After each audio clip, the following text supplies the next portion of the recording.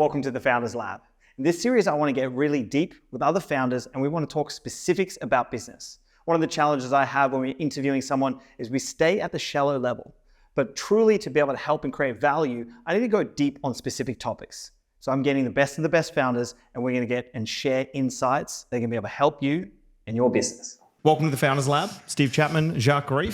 Today we're going to go deep on a couple of topics. Number one is going to be leadership. As everybody knows who's been listening, Chew the Fat, we kind of get a holistic view of the founder.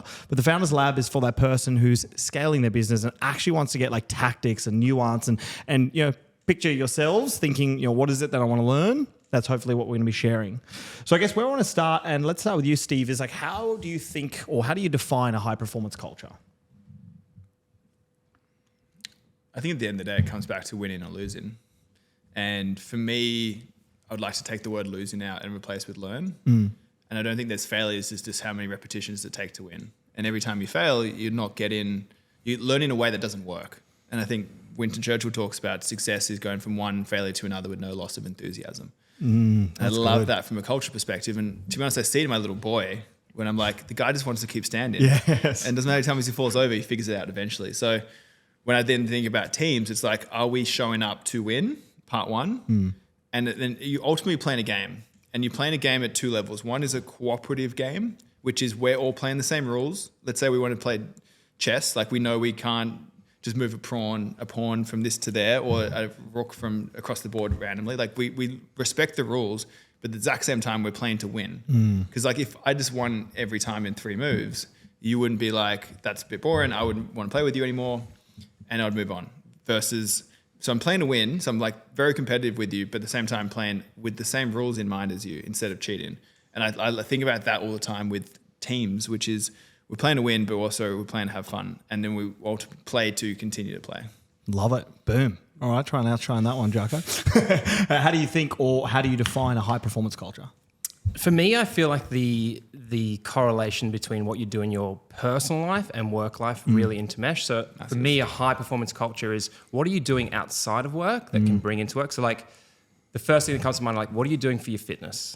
That's like the culture I want. I want people who are fit, enthusiastic. How do you treat your body is how you're going to treat this company. So really it's like what's the mental frame of a successful person and how do you foster that? So like in our business, we used to have this sort of, we call it like an exercise snack. So everyone at the same time, every day in the developer room, we get down, we're going to do push-ups.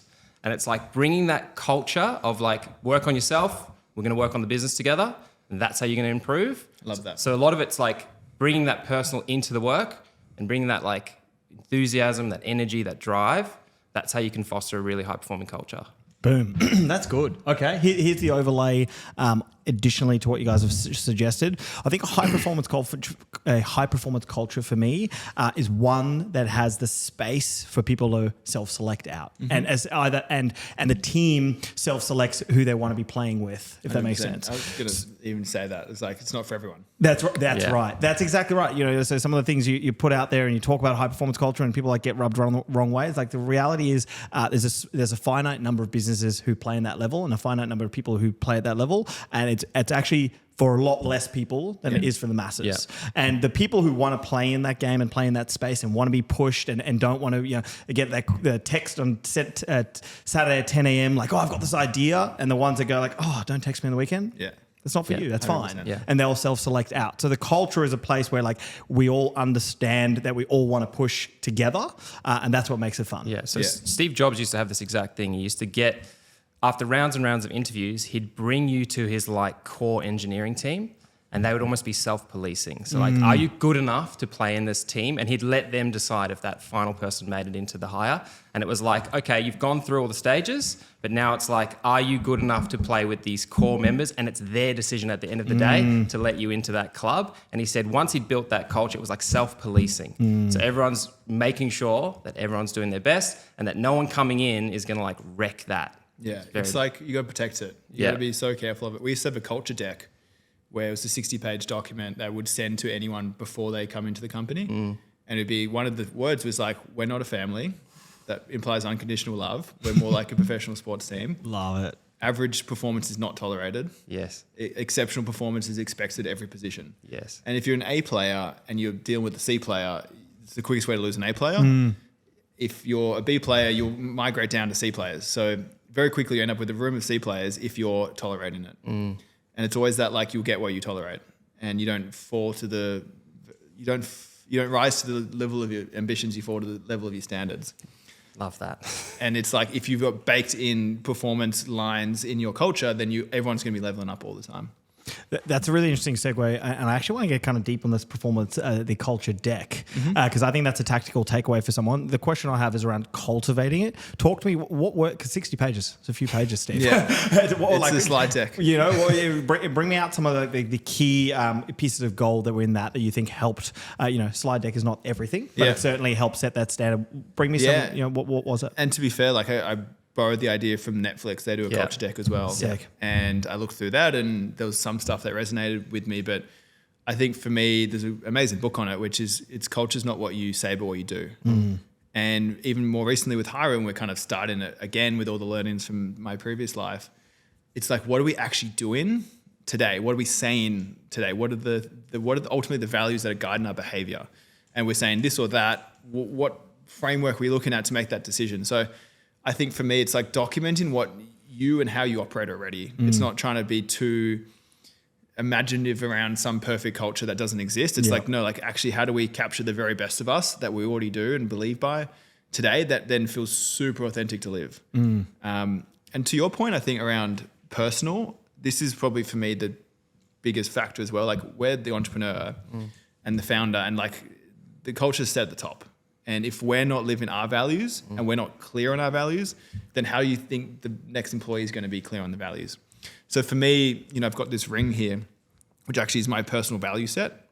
And there was a famous, not famous, but a very impactful quote that someone long time to me said, like maybe 10 years ago. And it's like, you're a strong guy. You're a strong leader. I'm a leader in my own world. And like, we're all leaders. So then the question is, when a bunch of leaders get together, who's going to lead the leaders?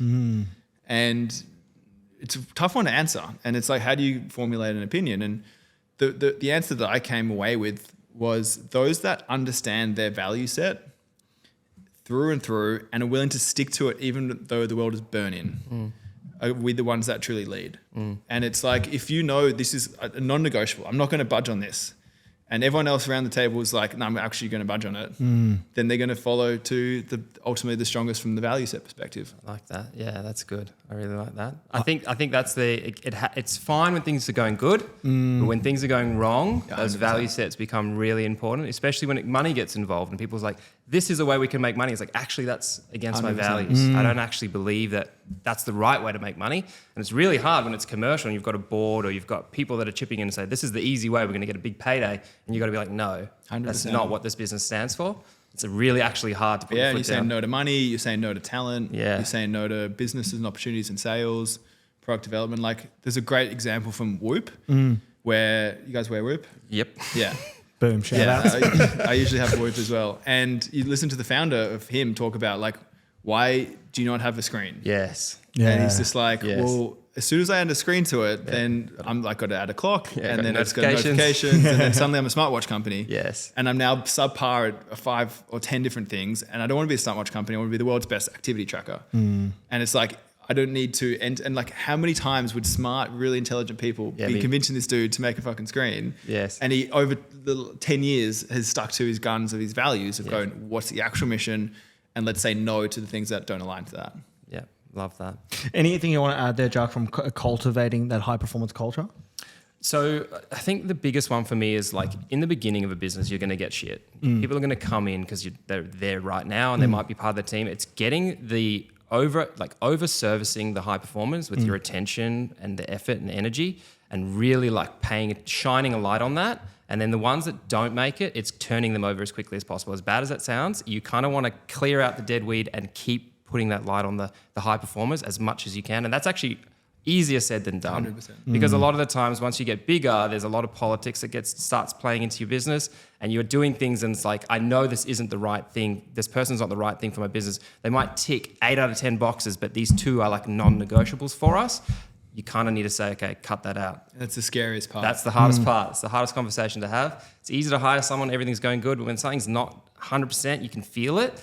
You got to kind of trust that intuition and say, okay, nah, let's just move on. I reckon that's one of the biggest regrets in business is like not firing someone sooner. Yeah.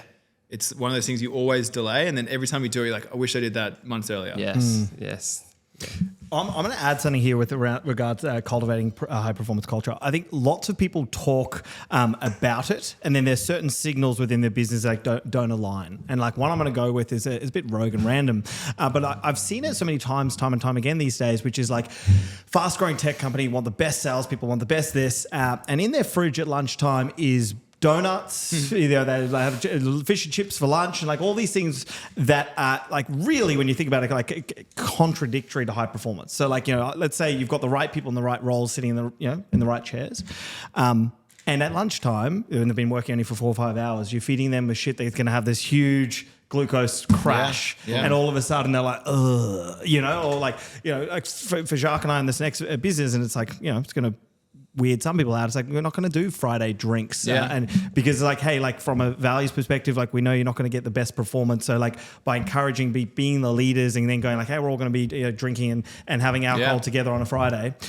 Like I know that in the grand totality of things, it's not going to crazy make a change to business, but the reality is like, what are the things we actually stand for that truly make an impact to high performance? 100%. And if you want to lead from the front, there's certain things that we're going to make a decision for. I think we did the same. We're like, in the culture deck, it was like, we don't have Friday night drinks. So Trump got elected again. Interesting times. You know what's interesting? The Eat With Purpose cookbook. It's part of my mission to raise $1 million for children's cancer, and it is out now. Let's make ads great again. Let's get back to the show. Yeah. And we had like one time, I think we had some non-alcoholics beers, which are like an Athletic Brewing or something like that, because we were curious about testing it. It shook people. And I think you kind of almost have those laws that shock people a little bit, because then it's like a signal to the world of going, oh, wow, they're not here to muck around. And it attracts the right people and it deters the wrong people. That's the thing, right? When you get it right, when you truly cultivate it correctly, you're going to get rid of 95% of people. Yeah. Like one of the decisions we're making for our next business is we're in no remote environment. Yeah. And I love that. And again, there's going to be so many people like, that doesn't work for me, Frank and Jacques. We're like, that's okay. This company won't work for you. 100%. And it's like, why do we believe in that? Is well, like high performance and like that camaraderie that's around, you kind of need to be in the room. You need to have that energy. And if you want to do the right thing by the people around you, it's like, well, we want to be eye to eye and be able to get the energy. It's the same reason we do this conversation today, not over Zoom. Yeah. Because over Zoom, it'd be like... Sorry, can you hear me? Is my mic on? Yeah, exactly. Yeah. Like it's like the same principles as like, why would someone go on their first date in person, not over a camera? Yeah, 100%. Yeah. I saw something on Instagram this weekend and it absolutely rubs me the wrong way. And I'm not going to tell you who it was, and they won't be listening anyway. But it was a screenshot of them of someone they live in a house with, a roommate, who said, "Hey, are you at home? Could you jump on my computer, jump on Slack, and put a drink bottle on the spacebar button so that to the team it looks like I'm working?" Oh my God. And I'm just like, as a measure of success, just having your Slack showing that you're typing, I'm like, it's so sad. Yeah. But like the reality is like, and that person obviously shared it because that's quite funny. And I'm like, that's like, that is exactly the wrong kind of culture you want to create. Yeah. I think that there's the biggest part of being a leader is a transfer of energy. So really what you have to do is every day you come in and you give energy, even if you don't have it. And being in the room is the best way to transfer that energy and enthusiasm. So at the end of the day, if there's a blocker there, you're not going to be able to get that effective transfer of like excitement and energy. But you get a couple of people in the room and the results are way, way better. So that's why we make this decision. Like that's a non-negotiable because we want that. We want that environment where there's energy, things are electric. And like we saw that when people were working from home, there's like a bit of lost in translation. People are alone with their thoughts. 100%. There isn't that same kind of feeling. When we get back in the office, all of a sudden it's exciting. How'd that business meeting go? How'd that deal go? And it charges people up. And you come in, there's jokes, there's fun, and it makes a massive impact, makes a massive difference. 100%. We're going to spend a third of our life at work. Like you want to be getting that personal interactions with and that energy to your I think what you said before as well is really interesting. Like how you do one thing is how you do everything. And with high performance, it's like, it's not just what you guys do at lunchtime. It's not just you guys getting up on time or you're on weekends. It's all of it. And I think for me, being late is one of these really easily solves that you can solve once or twice, and then it's like such a shockwave through the whole culture of going, oh, we're not here to muck around. Like we'd always have a daily huddle every single day, and it would start on the dot at 8:45, like on the second. Like I'd look at the watch, and then we're kicking off. And if you're not in the room, like us on the seat, then back in the day you'd buy everyone coffees. And if you were late like once or twice, you'd get pulled aside and go, hey, like we respect each other's time and we respect each other's performance. And like if everyone else is getting there on time, we're starting with or without you at 8:45. And if you're on this train, you get there then. And I think it's like such a good way to start the day. Everyone's like dialed in on the same point, and like we don't muck around with small talk for like the first 5 minutes. Like we're on. Like and there's a structure and we go from there. And I've probably fired people because they rocked up to daily huddle too many times late. Yeah, and it seems so silly. Like it's 2 minutes, but it's the standard. Yeah. You're setting a standard. And such a simple thing from their side of like, just come to work on time. Yeah. It's such a basic thing. You don't need a lot. It's like the easiest thing to do. Yeah. So really like setting that standard is fair. 100%. The last thing I think I'll touch on here is like you get what you pay for. Right. So if you want to create this culture of high performance, and as a leader, you're like, I'm performing, I'm pushing, I'm doing all the things. And then it comes time to hire an employee or another one. And you're like, cool, I'll spend 72 grand. Like, and like you're looking for a key role in like operations, or like I'm looking for a head of marketing and I'm going to get them at 85 grand or something. Like the reality is you're going to get what you pay for in terms of like, if you want incredible talent and you're trying to pay below market and you don't have the right incentive structure, that's what you're going to get. And then so you can't get contradictory between like this is my expectations, but this is what I'm going to deliver as a leader. And I guess that shifts me to this next perspective, which is one of the things I see a lot of the time is like and it was only recently I heard this. It was like someone who unfortunately hasn't yet elevated to the right leader that they need to be, but their expectation is everybody in my team needs to be a superstar. And I think here's the deal: if you want the best, relative best that you can access talent, you need to be the best leader, because people want to work with A players. And so why the fuck would someone want to work with you when they can work with someone else who's performing at a way higher level? It's the old, like you grow and your business follows. Yes. And you're always the biggest roadblock in your business. Exactly. Yes, so talk to me, like, what do you guys think as leaders? Like, what's the non-negotiables for you when it comes to an organization and standards for yourself? I love the idea of being a professional learner. Yes. Yeah. Are you in your spare time, you talked about this, are you learning to get better? Yeah. Are you watching the YouTubes? Are you talking to people? Are you getting mentors? Are you reading books, podcasts, whatever it may be? Like, but are you spending an hour or two minimum a day to get better at your job? And if your job is a CEO founder, it's sales, it's marketing, it's brand, it's people, it's culture, it's product development, it's industry obsession, it's inspiration sometimes to fill the cup. Like to your point, like you're the chief fire starter. Like you need to fill your cup up so then you can go into the office and give that out to everyone. And if you're not sleeping well, if you're poor diet, if you're not properly hydrated, like you're not going to be giving your best to the team, and then that's going to filter down as well. So I think do things that you do yourself. So you set the standard, you show up early, you're there on time, you're doing the professional learning. So then they're saying, shit, this guy's like coming back every day with new ideas. I need to keep up. Yeah. And if you're in a startup, which we assume we're talking to right now, and you're trying to double every year, let's say, and then you double again, and then you double again, like, are you doubling as a leader every year? Like, do you have that standard on yourself? Because you probably have that standard in your employees. Yeah. Like, you need to rise with the tide, or else you're going to get dropped off pretty quickly. I think that the humility piece is really important here, because a lot of the times, like specifically speaking about myself, is if you're in a tech company and you don't know tech, there's a gap there. So for me, it was like, I need to learn how to code so I can speak in code to the people writing the code. So it's like, can you be humble enough to go back and learn something that you might not be good at? Because founders don't want to look like, I'm the learner in the room here, but it's so important that you're consistently doing that, right? So can you go back and actually be a student as a founder is quite hard to do. And I'd love to even say, you almost want to be the learner in the room. Exactly. Like you want to be ideally hiring people who are better at their specific role than you, and you're like the generalist who can help kind of point them in the right direction.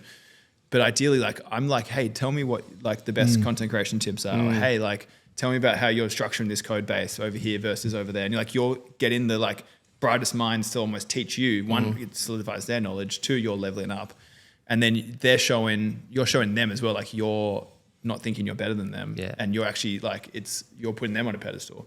I think the org chart is the like diagram, but it's actually the opposite. Like you're the bottom of the table and you actually work for everyone else. Yes, that's so true. That's good. I have a problem with org charts. It's a real pet peeve of mine. We'll go an hour deep dive. I think it's similar to having kids, right? Like they don't listen to what you say.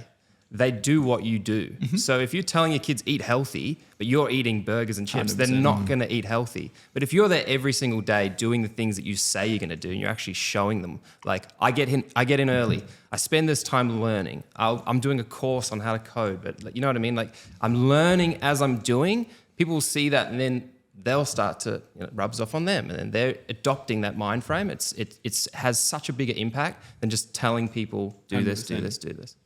The last thing I'll add here from what I believe is non-negotiable for a founder / leader is having a coaching mindset. So like when we're really honest with ourselves, the most important critical role for a scaling business is finding the right people, putting them in the right seats, and either seeing talent they don't have or allowing coaching them to get to the vision that you need to get to. So you need to have a process whereby you actually can draw out the best from the talent, because here's the reality, right? Like the same coach who coached Michael Jordan and Kobe Bryant wasn't necessarily, he wasn't the best basketball player, they were. But he had the ability to see the talent and draw and push and get them to rise to the top. And as your business grows and scales, you're not going to be the best software engineer. You're not going to be the best sales. You're not going to and if you are the best of all those disciplines, there's probably a problem in its own right. Like no real big company, there's probably someone like Elon Musk, but is it the best engineering person, but he's not the best of every single discipline. So you need to figure out as a leader, how do you draw that out of people and continually allow them to grow and overlaying to that is inspire them. I think the non-negotiable for me for a leader, and Jacques and I, we saw this the other day at one of the pitch nights, is a founder gets on stage and you can kind of feel the flat energy in the room. And even though they're passionate about their product and all this stuff, it's they're just not inspirational. And I think this is really... would you follow them? And would you follow them? There's an interesting balance, right? It's you can either be an incredible entrepreneur or an amazing cult leader, almost. Do you know what I mean? It's 100%. someone who has that ability to inspire the people around. Now, obviously, we want to layer that with doing the right things by people. Yes. But you have to be able to inspire the people around you, because as your organization grows, you need to be able to bring up the energy through through getting people going I want to strive to be I want to strive to be in that seat. The biggest challenge is getting them to drink the Kool-Aid. That's the whole game. You're trying to get them the same passion that you have, you're trying to transfer as much of it as possible. Yeah. And to your point on coaching, I would also just maybe as a pro hack is the best athletes in the world all have coaches. It's so rare for an epic entrepreneur not to have a coach. And I don't know, do you guys ever had performance coaches? I have. It didn't go super well. I went external for that. So I went external lessons, but talk to me about what was your experience? For sure. I've had performance coaches for maybe 7-8 years. Epic. Wow. Every fortnight as minimum kind of sessions. Yeah. Working with an epic coach entrepreneur at the moment. And, they've on their own journey built $100 million plus businesses as well. Sick. So they kind of get the founder story. And I think that's important. They have some skin in the game of they've done it before. They know the challenge and the journeys, and they're what we're talking about, aspirational a bit themselves. But part two, it's where else in your day or your life or your week are you getting an hour or two to decompress on the most important issues in your life personally and professionally? And if you don't have that structured built-in time with a family member or someone who can hold space, not see how this might impact them, mirror stuff back to you that you're saying, and even just the process of articulating thoughts sometimes clears up 50% of the problems. And then they have the coaching frameworks and all the rest of it. So every time I leave a coaching session, I'm more clear, more courageous, more energy. I'm not stuck as much. What needs to be done just becomes abundantly obvious because I've had that space. Yeah. And it's those shower thoughts. It's when you're kind of not thinking about the issue, but you can kind of remove yourself from the issue that the solution kind of appears. So I'm a big fan of coaching, and I think you should. It's upon reflection, I've now thought that's you and I to each other. Is that what you were thinking? It's interesting because we went through this whole journey, and people were like, "Well, who was your mentors? Who did you speak to about all this stuff?" It's what do you mean? We spoke to each other. That was the way that we kind of coached each other. It's me and Frank and our eldest brother. It was us three Constantly. coaching each other constantly. And the big thing is like calling each other out on our bullshit. So, I mean, it's very interesting to see like you can do it that way. And then if you can like almost crowdsource the coaching and get people that you can like steal little tidbits from in your life. And that's like, to your point of like you are the product of the 5 closest people in your life. Yeah. It's the same kind of thing, right? If you surround yourself, you can be coached from all different angles as well. It doesn't have to be like a formal relationship. But like, I mean, for us, it was we just speak. You're like an hour down. I'm like, Jacques and I is like 4 hours now. So that's what we use our running time for. So the thing is, I think we've recently become comfortable. I'll speak on my own behalf. I've recently become comfortable that I'm a full-on business freak. And I'm looking at Kai across the room. You know, Kai the other day, we were coming back from Perth. We just had a full day. It was 9 p.m. And I was like, dude, I started to talk. And he just does like this metaphorical, like, I'm closing the door for tonight. You can shut the fuck up. And he did that. And I was like, I'll remember that. I'll remember that. And I realized like, okay, no, I'm a freak, right? And so it's like, but the beautiful part is like Jacques and I share that. And so we'll go on a marathon, a half marathon, 10Ks, whatever it is. And it's just literally talking everything from top to bottom, either new ideas or shit that's not working, is working, things that are exciting. Like that's where, our most recent business idea came from. Our 6-month journey of like finding a particular next venture to start was every time we'd have a business meeting would be over like a half marathon and we'd just be running and chatting it through. So it is probably the first time I've ever kind of connected that dots. It is the moment you said there around the coaching. I was like, no, we didn't have that. I'm like, oh no, I've just had that in just had both sickly. Well, I think peer-to-peer coaching is a tool of coaching. That's still coaching. For sure, 100%. So the quote is, tell me the incentive and I'll show you the outcome. And so I think, there's like, let's be honest, like with leadership, if you want to lead a team, if you don't have the right incentive structure in whatever form that looks like, you're not going to get the outcome you want. So share with me, Steve, like what are some of the incentive that you've worked with like tactily that's worked in the past?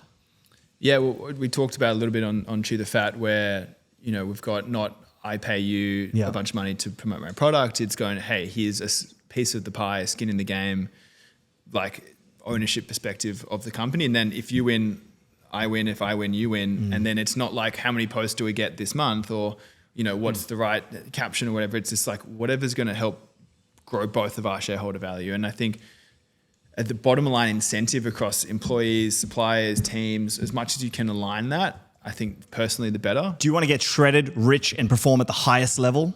I'm not sure I can help you with that, but this cookbook is pretty good. It's called Eat with Purpose, and it's available at eatwithpurpose.net. So buy this bad boy today so I can make a lot more outlandish claims. Let's get back to the show. And I think they've shown the performance benefits of ESOPs and having people bought in at all stages of the company. Yep. ESOP, just for everybody who doesn't know the acronym. Employee share option plan. Yeah, boom. There you go. Good. Glad I got that right. But, I would personally think they're non-negotiables in today's, particularly in the gig economy, particularly with freelancers everywhere, particularly with attracting the right talent. We're living in a world where the right people should be demanding some sort of skin in the game. Yeah. And if they're not, it's like, okay, have they got that mindset? Maybe they just don't know yet. But, any Fortune 500 company that's listed, they're getting stock options because they're part owners and they act like owners. If you're not, you're an employee, then it's a paycheck at first time exchange. And then it's like, do you really care about my profits in the day or do you care about your paycheck? Or you're going to put a drink bottle on your space bar for Slack. Yeah. I can guarantee they don't have options in the company. If you want an owner's mindset, you need people to be owners. 100%. And I think this was the big unlock for us is we found the biggest results were when we brought people in and we gave them equity, and then they want to know more. They want to be part of the bad times as well as the 100%. Good times, right? Like one of the big gripes our shareholders had with us is we shielded them too much from the bad times. And I was like, what do you mean? They were terrible. And I was like, no, I'm an owner in this business. I want to see where I can help in these dark, hard times. And that's like, of course, because it's your business. You own it as much as I do. You're part of this journey. And that's for me, like anything going forward, it's such an obvious choice. Like bring people in as actual shareholders. They'll be part of the journey as long as you. 100%. And they'll fight for the business outside of business hours. Exactly. Like it doesn't matter as long as it gets the result. Yeah. And you can be smart enough with the lawyer if they're bad, levers, or if they really damage the company, it gets clawed back or whatever. So I think the reason not to do it is this scarcity, old school mindset of, like if I don't have it, then they don't have it. Or like if it's like a win-lose kind of situation where like you're creating value, like you're literally in an abundance mindset by creating more than what was initially there. So share that and share the spoils. Like you'd rather a larger pie with a slightly small percentage of it, but you'd rather the pie to be as big as possible. One catch out I will share, if you truly have that conviction that you're going to grow to a particular business valuation, one of the challenges you have in those early days is sometimes you'll find like that person in the seat, you don't yet kind of know the totality of the market. You believe they're doing a great job, and they probably are doing a great job, but the person who is required from years 1 to 3 is fundamentally different from the person from years 3 to 9, as an example. Yep. And so what I see sometimes is people will go too heavy on equity for those individual players right in the early days. Sometimes you absolutely need to, but I think it's just be careful that do you yet have the sample size to give the right amount of equity, because that's one of the challenges you have if you do it too aggressively in the early days.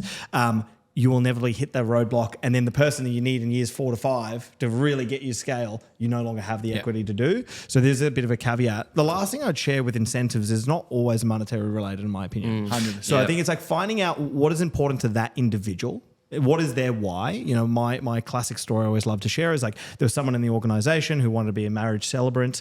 And I found out her why was like, I want to start my own business. And so my incentive for her was every week for an hour, we'll do like a coaching session on how to be able to do your own business.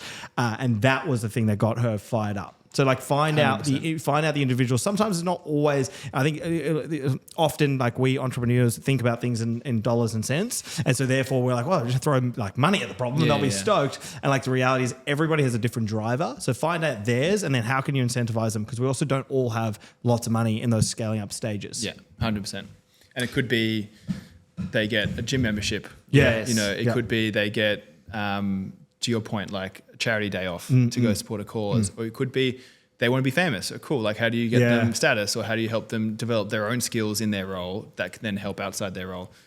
I think you're dealing at the end of the day with humans. Yes. Humans are wildly complex and holistic characters, and like to think that they're not bringing whatever else is going on in their world, into their life. I would always go, what's their personal finances like? How do we actually train them up to help with their personal finances? That's so then they're making sure they're saving and investing, and what they're doing with their savings. Do they put it in an EFT, or they betting on Bitcoin, or whatever it is? Hopefully betting on Bitcoin, because we're going to the moon. Like personal finance is like the leading cause of stress in the world, and like no one teaches it. School doesn't teach it. Yes. Universities don't teach it. You're just like, hopefully your parents at some point stumble upon a book. It's like, and your employees, you're giving them the main source of income every month, and it's like, well, what are you doing with it? Like, where are you putting it? How do you structure a budget? Here's a book to read. Like, we used to have like a little wealth club. Like we'd have like a little, employee share investing club where people just catch up once a month and share stock tips and just start learning about the markets and thinking owner mindset and that kind of stuff. And changes their life. They end up saving for a house, and then they're in the property market now. And it's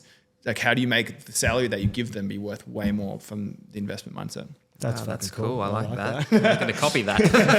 Write that down. That's why we're here.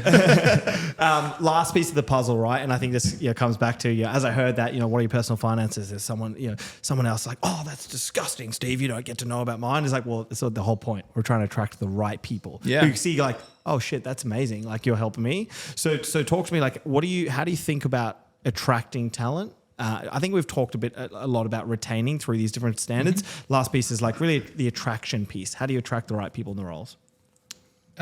Social media has got to be mentioned. I think what you should do on socials often is more about attracting the right talent than it is right customers. Yes. LinkedIn's massive for that, obviously. Awards are great for that. But ultimately content, and we're in this game now where you can be building in public or you can be documenting behind the scenes. And I think that's what most top talent are going to look for. They're going, what's it like to actually work there? Or more importantly, I want to work there. Now, like as soon as I wasn't even looking for a job, but I want to work there. Yeah.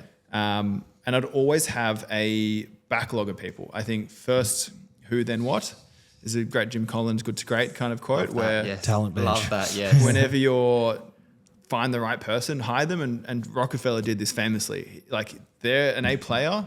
You just get them in the company and they'll find the right role and they'll add the value 10 times every single time. Where I think some people were way too late to it, going, someone just quit, we need someone, who do we know in our networks, or put a job on Seek. It's like none of my best hires have ever come from Seek. You should be scouting who's up and coming, who's killing it from what companies, what competitors. You should be networking with them at all times. And then as soon as the role comes up, you've got 10 maybe on a talent bench that you tap on the shoulders, and then it becomes a competitive process from there. So, and that's probably humility as well. Like you might not need them today, but in 2 years, 3 years, 4 years, you might need that person at the seniority that you want to hire them. They're ready to go. They know you. They've seen your journey. They want to jump on it. Most of these things are done 6 months before the role becomes available. Yeah. One random one just to add to this is one of the most successful sort of avenues for hiring for us was from our customers. So we would have contact with all these different offices in sort of a B2B setting.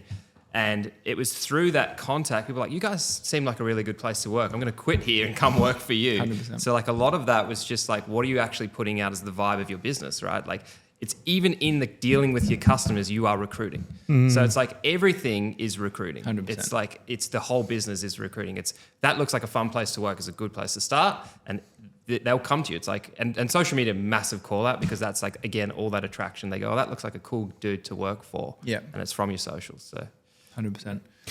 I actually just want to ham on the social media piece for a bit, right? So because, and the reason it is because I do advisory work for a number of different businesses, and I hit the same roadblock over and over again. It's people like, oh, Frank, I'm just too busy. My customer isn't on Instagram, et cetera, et cetera, et cetera. And I think the reality is realizing the world we live in today is like, you're kidding yourself if you think the person who's going to potentially, let's say they did come from Seek, they're not going to Google your name like you're dreaming, right? The same way you're going to jump onto their, in Facebook, Instagram, and make sure they haven't made any, I don't know, some racist joke or something online. Like, woo, like you're going to be looking at them. They're going to do the same from you.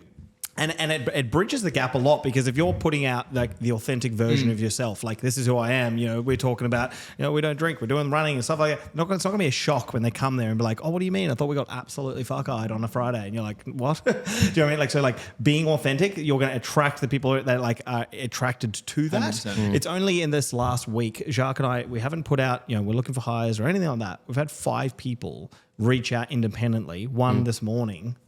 Like, hey, the inbound, right? Inbound. Hey, I know you. I've been following your journey for years. Like the level of understanding they have coming into the conversation, it's just cut down so much time and noise. Because when I say, when we say to them, "Hey, we're about high performance, about," it's like they're like, "Yeah, I know." You said that on every one of your podcasts. Yeah. That's why I follow you. I'm there. I'm into it, and I think it's like it's a long term play, yes. But like my favorite example of this is Toby Pierce. Like Toby Pierce building awesome personal brand. He said he was hiring for a COO recently, and he put it out, and he had 770 people inbound from a social media. Going, I want to work with you because I get to report into you. It's a learning opportunity. Yeah.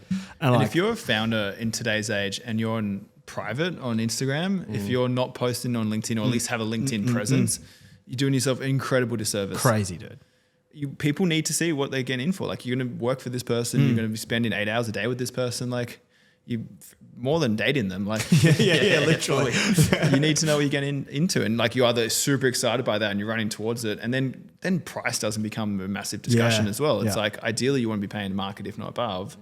But it's really like the culture and the other we talked about before, intrinsic benefits that they're getting, which is why they're going to be lit up in the morning and running to work instead of dragging themselves out of bed to work. Exactly.